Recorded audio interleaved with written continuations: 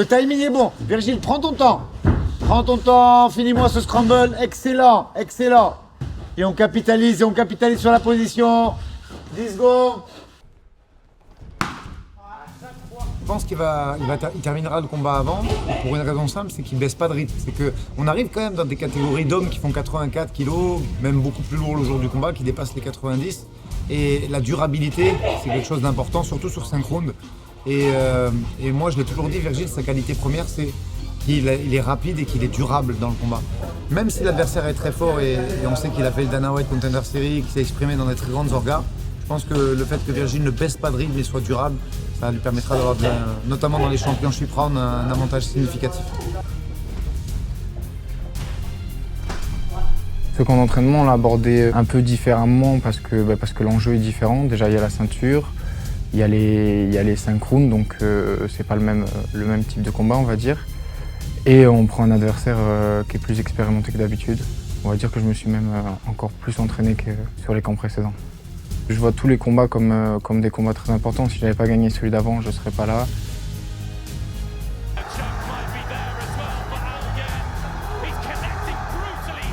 Le combat, ça sera toujours la même histoire. On va rentrer tous les deux dans la cage et qu'il ait la ceinture en jeu ou pas, ce sera le même boulot à faire.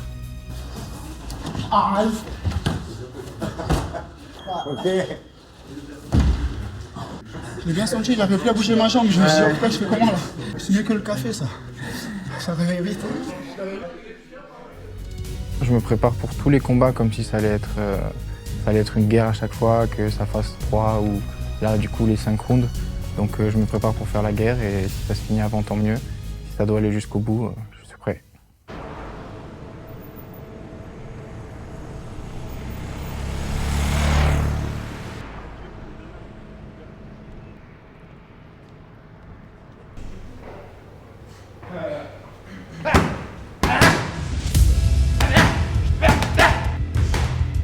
Ah, je me sens bien, j'ai bien m'entraîné. Et c'est la meilleure phase de ma vie là. Je suis prêt. J'ai fait un camping complet, ça va aller bien.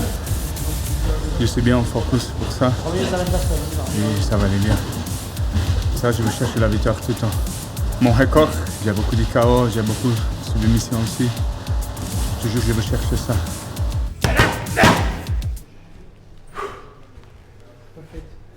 C'est ce que je voulais, exact. Voilà la différence, 5 secondes. Enrique, c'est un athlète que je m'occupe depuis plus de 12 ans. C'est quelqu'un qui a fait tous ses camps d'entraînement ces 12 dernières années chez nous. C'est un travailleur, il me fait totalement confiance. C'est que si je lui dis de faire tel type d'entraînement, tel type d'exercice, il va suivre à la lettre.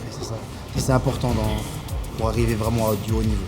Il a ses aptitudes qui sont vraiment axées sur le striking. Il aime et il met des KO durant ses combats. Mais c'est quelqu'un qui va savoir lutter, faire du sol. Et chaque année, il progresse dans chaque discipline. Le game plan, c'est d'être meilleur, chaque fois meilleur dans ses aptitudes qu'il affectionne et de faire ce qu'il fait le mieux. Je pense que je suis un combattant technique, explosif en même temps. J'aime faire la bagarre.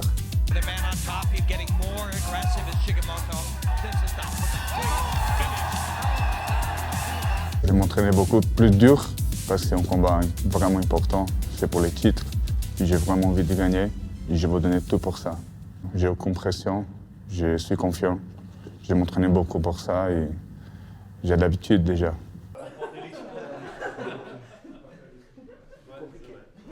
Let's go, bras dessus, c'est parti. Clairement, c'est un combat très important, c'est le tournant de sa carrière. Aujourd'hui, pour moi, c'est un des meilleurs middleweight en Europe et l'après pour Virgile, c'est l'UFC clairement qui est visé. Cette ceinture d'Ares, briller, passer à 6-0 et après pouvoir aller à l'UFC par la suite. Ce combat, je l'ai abordé un peu différemment, vu que c'est pour la ceinture. On va dire qu'il y a un plus gros enjeu.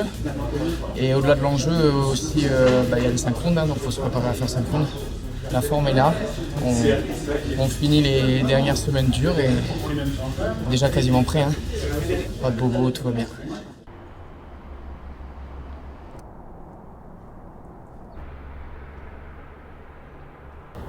Scar, dépêche-toi.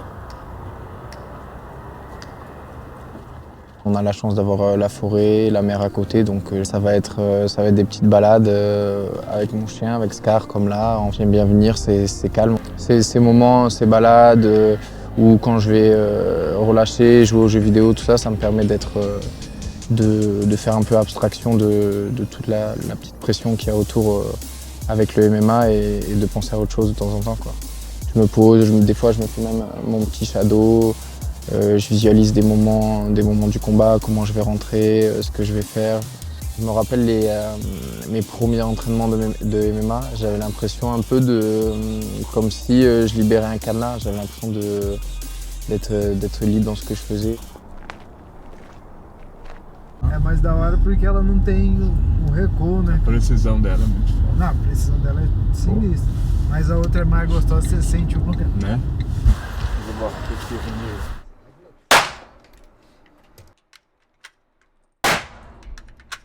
On va rigoler un peu.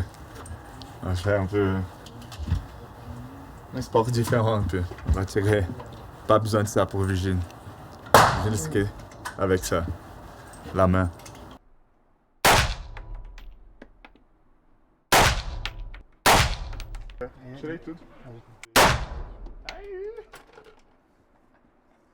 En vrai, c'est Nels, hein. C'est lui qui tire le plus souvent, c'est lui qui a l'habitude, qui est sûrement le plus précis. C'est moi le tireur d'élite Voilà, ici. le tireur d'élite. Et je forge leurs mains à la même chose. À la même précision.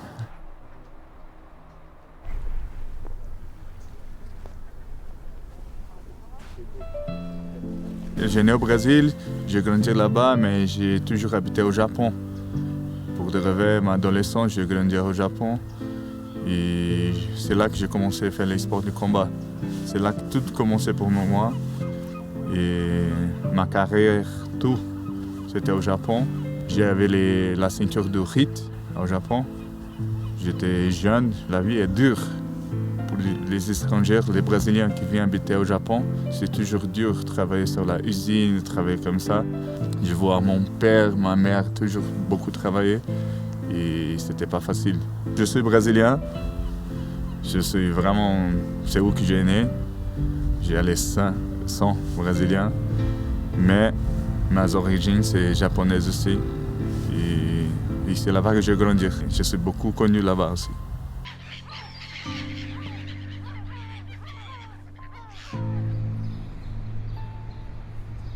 Je voulais vous souhaiter une très bonne chance pour le 15. Je vais suivre ça attentivement le 15 décembre en espérant que les couleurs soient au plus haut et que vous nous rameniez ces 2 ceintures et qu'on puisse fêter la victoire ensemble. Là, il vous reste quelques jours d'entraînement, mais en tout cas, je vous souhaite vraiment une bonne chance et bon courage parce que c'est un sport très difficile et vous êtes de bels exemples pour notre jeunesse. Merci. Merci beaucoup. Merci le soutien. À bientôt. À très bientôt. À bientôt. À bientôt. Merci.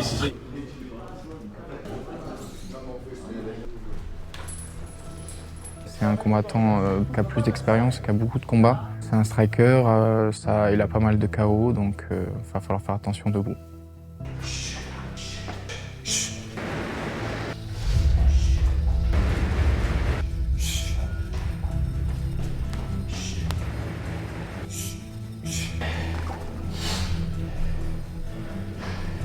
Mon objectif, c'est faire un show, vraiment donner un bon combat pour le public et je vais revenir avec la victoire.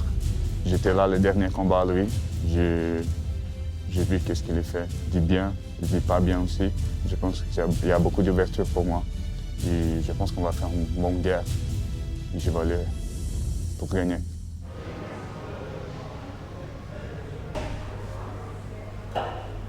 C'est pas parce qu'on n'est pas dans la bourse qu'on ne travaille pas, mec. On prépare ce combat, c'est pour une ceinture, mais on le prépare comme si c'était une ceinture pour l'UFC. On ne fait pas de différence. Quoi qu'il arrive, même si l'adversaire est considéré comme plus fort ou moins fort, on va le préparer comme si c'était le plus fort, le meilleur, pour justement qu'à chaque camp d'entraînement, il progresse pour la phase suivante. Et on va utiliser les failles pour aller chercher la victoire. Ok. Allez, c'est parti, deuxième round.